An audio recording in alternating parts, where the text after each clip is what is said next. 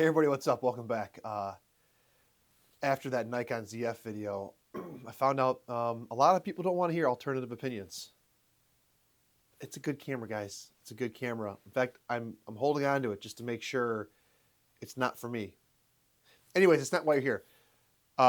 So the last two months, maybe longer now, I have not edited a single RAW file, and it's changing the way I feel about photography. I'm going back to a spot that made me fall in love with it in the first place. Not that I ever fell out of love with it. I love gear, obviously. But like, I'll say it's 4 years ago, 5 years ago, something like that. One of the first real cameras I ever bought was an A6000 and then quickly to A6300 with the 35 1.8 prime lens.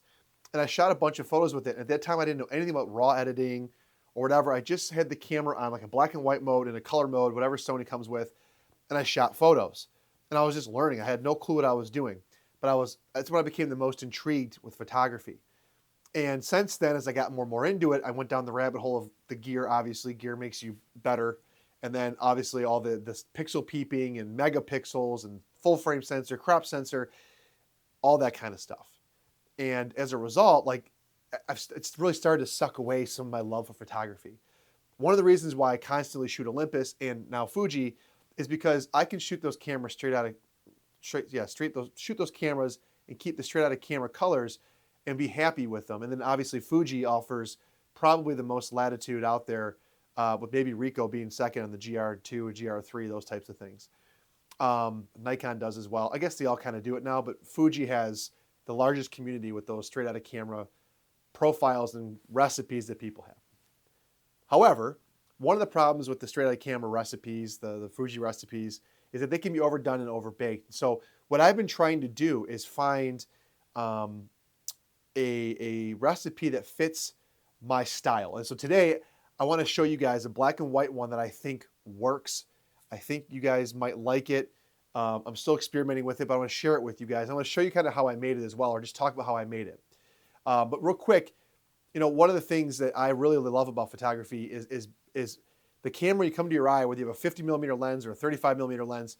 When you start going like on vacation, for example, you're out with your friends or whatever, you start seeing like a photographer and looking for framing. You start looking for those moments, and you think about how that can be, how look or be perceived, or all that stuff. And so to me, it's a lot of fun to do that.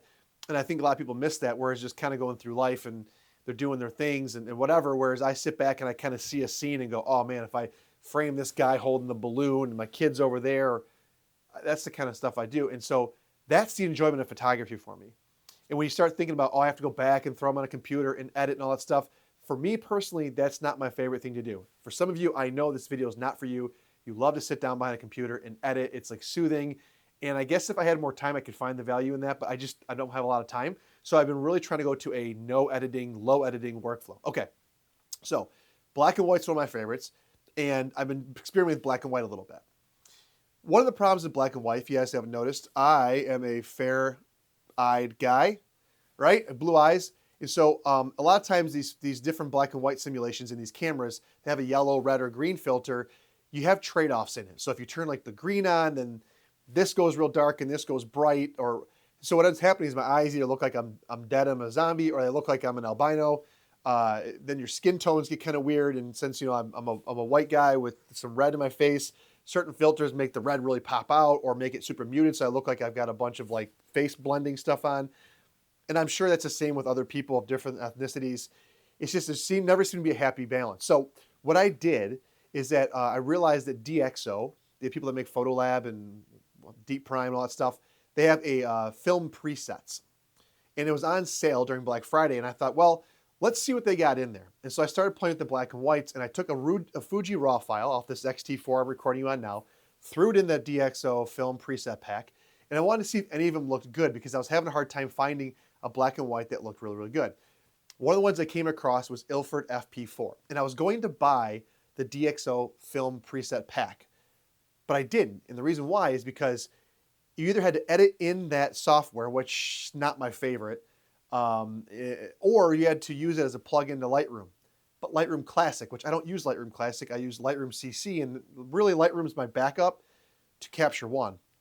And I didn't see a plugin for Capture One. So if I'm wrong, you guys can correct me on the internet, but I didn't see that. And I said, you know what? I'm not going to do that. I'm not going to change my whole entire workflow. I like the way Capture One works with Fuji files. I don't want to go back to sit in front of a computer.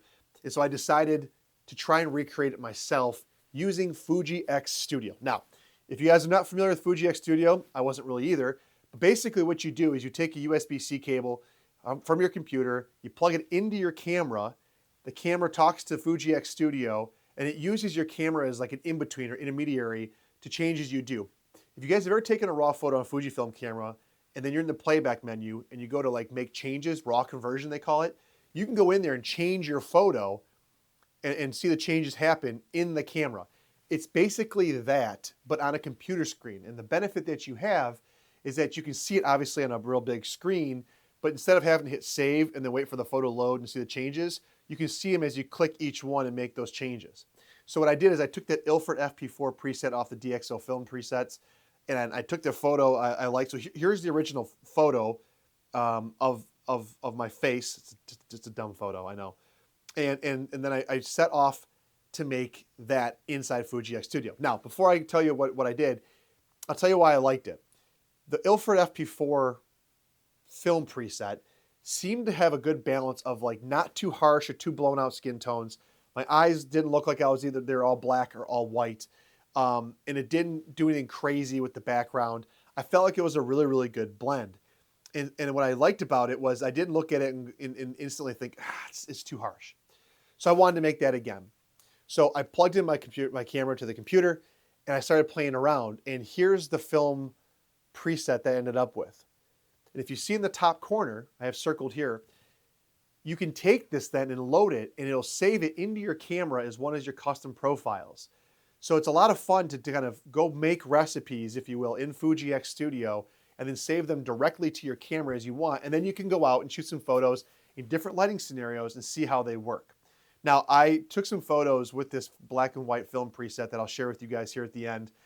Just this morning, I randomly went out and took some random photos. These are not good photos, but I wanted you guys to kind of see what they look like in an indoor situation and an outdoor situation. So here are some of the outdoor photos, and here are some of the indoor photos. And you guys can tell me if you like these or not. I feel like it's got a good blend where you're not crushing a highlight or a shadow. I'm still playing with it, but I think it's pretty good. So I want to share it with you guys. And I want to encourage you guys to do this because I think one of the joys of photography is the ability to see and capture and tell a story and not so much sit behind a computer screen over here and edit the entire time. And so I think Fuji offers me that freedom, and I think that's what I really, really like about it. You can do this if you're a Nikon shooter. You can load profiles. I have a video, if I remember in post, I'll link it right here, where you can go load film presets yourself inside of Nikon. I know Ricoh has recipes for it. I don't know if Canon and Sony has much, but yeah, there's ways to do it in everything. I'll say this one more thing. One last thing. I was going to make this a separate video, but I'll say it here before I go. When you're going to shoot straight out of camera JPEGs, the most important thing for you to consider, full stop, is your white balance. And so I would say the only thing you really want to do before you start shooting, specifically color profiles, black and white not as much, but definitely color, is if, like, for example, I live in Michigan. If it's going to be a snowy scene, which is a real cool, and your camera wants to go towards blue, and it wants to crush all the whites into gray because that's how the metering works, you obviously want to check your exposure compensation if you're going to shoot on some kind of semi-auto mode, and then you want to play with your white balance. And so mapping a button on your camera to white balance to quickly adjust is the way to go. And what I typically will do is if I go out into a scene, knowing the lighting's not going to change drastically, is I will quickly scroll through like the different cloudy, sunny, tungsten, fluorescent, whatever, and find the white balance I like, or go to the Kelvin scale and make adjustments there. And I will lock it in for the rest of that, next couple hours, the rest of that day, depending on what I'm doing, and keep it there. And the benefit of that is that if you do go back and edit RAWs, your white balance changes will all be the same. And so you'll have that consistency across your image. Or if you keep the JPEGs, they'll have a consistent white balance feel to them. That makes a big difference. Whereas if your camera's trying to figure it out all the time, depending if it's got a blue scene in the background or a white scene or a red scene, it's going to bounce that white balance all over the place. And you're going to find a very inconsistent look. And you're going to say, why do I love the look of this image and not the other? Like I said, I live in Michigan. It's wintertime. It's starting to get snowy up here. And so that has one look. I'm going to Florida next week, And as I go to Florida, it's gonna be warmer down there, I hope, and it's gonna be sunnier. And so you're gonna see, you know, a different white balance shift. And so I'm at Disney, for example, in the morning, I will set my white balance to something I think that looks good, and I will lock it in there for the majority of the day. The only thing I'll have to consider then is if I go indoors for any kind of photos with Mickey or at dinner or whatever, then I'll maybe set it to an incandescent or whatever type of lighting, and it'll change. So I would say that's my big pro tip for shooting straight out of camera. But anyways, yeah, pure the photos. I've talked a lot. Let me know what you guys think. Is shooting straight out of camera freeing, or you feel like it's regretful? And keep in mind, I keep my raw files in case I change my mind down the road, but I haven't shared or edited a raw file in 2 months, and it feels really, really good. I get to focus on the image more than the editing, and that's fun for me. All right, guys, thanks for watching. I'll see you in the next one. Headed to Florida in a few days.